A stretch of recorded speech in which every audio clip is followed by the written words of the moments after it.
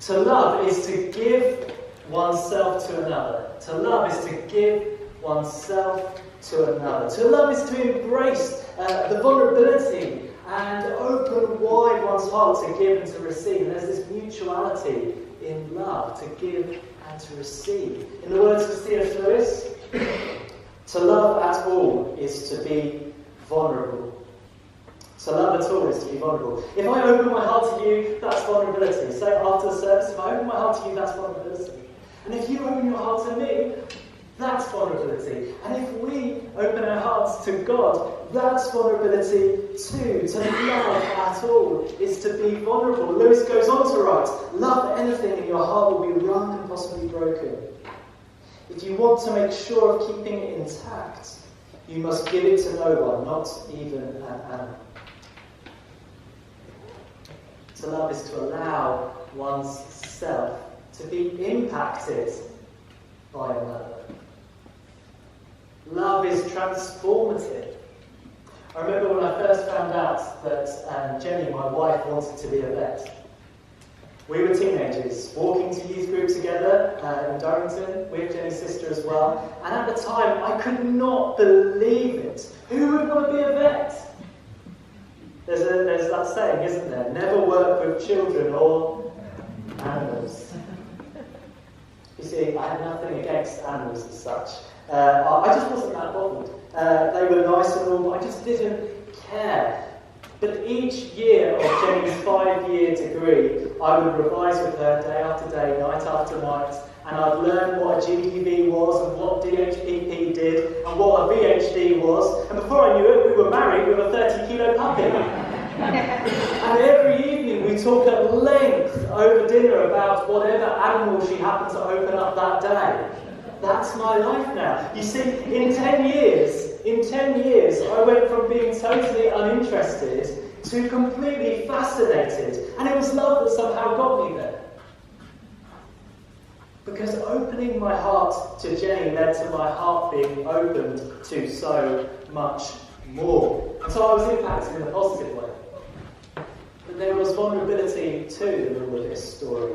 I remember the vulnerability of being unsure if Jenny definitely wanted to marry me. I remember the risk of asking her parents' blessing before proposing. I remember the personal risk of overstretching my finances in order to buy a ring. I remember the vulnerability of getting down on one knee. Would she like the ring? Would she like the proposal? Would she like to marry me?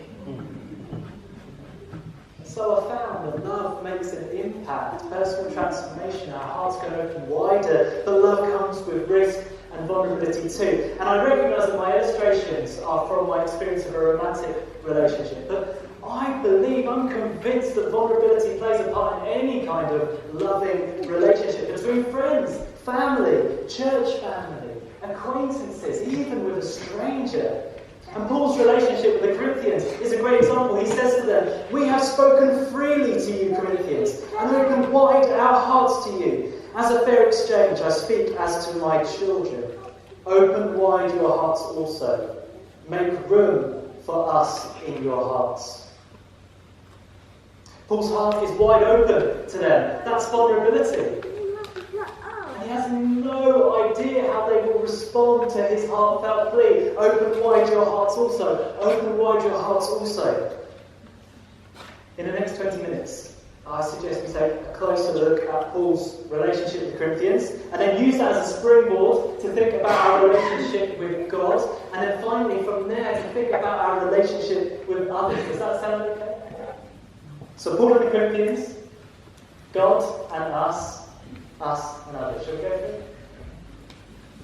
When Paul writes to Corinthians, you might remember me talking about this right at the beginning of the series. When Paul writes to Corinthians, his relationship status with them is a bit all over the place. If it was a Facebook relationship status, it would be it's complicated. It's complicated. You might remember that there was some drama between 1 Corinthians and 2 Corinthians. In between these two letters, Paul visited the Corinthians. He calls it a sorrowful visit. And we don't exactly happened, it's probable that while there one or more members or leaders in the church opposed Paul to his face, possibly with insults, possibly with accusations. This might have been a reaction to him calling them out on something, we don't know for sure. What we do know is that Paul left Corinth dejected, and he writes another letter in between 1 and 2 Corinthians. I like to call it 1.5 Corinthians. Sadly, it's been lost. I'd love it if we found it. Would it end up in the canon? Oh, that's a question for you. But in 1.5 Corinthians, Paul writes very honestly and frankly to the Corinthians, rebuking them for the way one or two of them treated him, with the hope that they will make a turnaround, that they will respect and honour his servant leadership again. 1.5 Corinthians achieves its purpose. The Corinthians repent, but Paul's relationship with them is still a bit shaky. He's still living with the wounds caused by their insults and accusations. The Corinthians, on the other hand, are getting acquainted with these new super apostles that look far more successful than Paul, and they're a big influence on the Corinthians now. And in all of this, Paul feels like the Corinthians are holding something back. So he writes them another letter. This one, which we call 2 Corinthians. And in this letter, he invites them to open their hearts wide to him again. So Paul's relationship with the Corinthians, it's complicated. He's waiting to see how they respond to his plea for them to open wide their hearts to him. And we don't know the outcome. There is no 3 Corinthians, not as far as we know. We have no idea how they respond. And I love that this kind of thing is in the Bible. The Bible is not full of spotless and perfect exemplary relationships. There are people falling out. And there are people making mistakes. And there are people still on the way to reconciliation but not quite there yet. Some might wish that the Bible was more refined, less messy. That's not the way God would have it. I love these words. Pete ends, God lets his children tell the story. God lets his children tell the story. Human authors, divine inspiration with human authors, and all of the extra stuff, all the mess that comes with that. If the relationships in your life could do with some work, welcome to the club. If you're still working at reconciliation, or if you're not sure whether to open wide your heart to someone, or if you're not sure whether to open your heart wide to someone else who's opened their heart to you, you're in good company, because all of this is present in Paul's complicated relationship with Corinthians. I think this can help us make sense of why Paul is being so honest throughout the letter about the highs and the lows of being an apostle, highs and lows of ministry in this letter. He wants to be very clear with them that at times being an apostle is extremely painful. But it's for their sake that he keeps on going, not for personal gain, but for their sake he keeps on going. Paul writes, chapter 7, verse 2 onwards, make room for us in your hearts. We have wronged no one. We have corrupted no one. We have exploited no one. I do not say this to condemn you. I've said before that you have such a place in our hearts that we would live or die with you. In order to get his relationship with the Corinthians off the rocks, Paul makes himself vulnerable by telling the Corinthians how he really feels. That he means them no harm whatsoever, and that his love for them will be steadfast in life or death.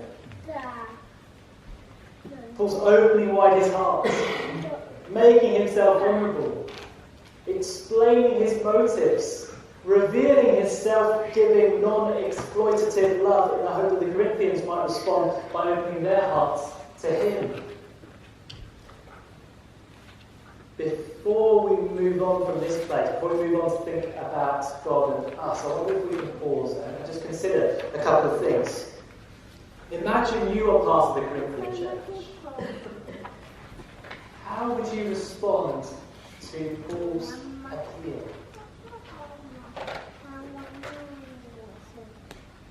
Would his vulnerability and his explanation of his motives help you trust him?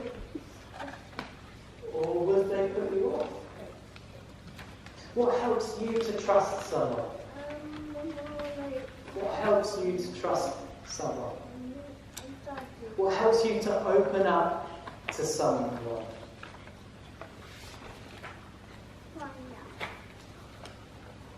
Are you open, receptive to Mike and myself as the ministers of this church?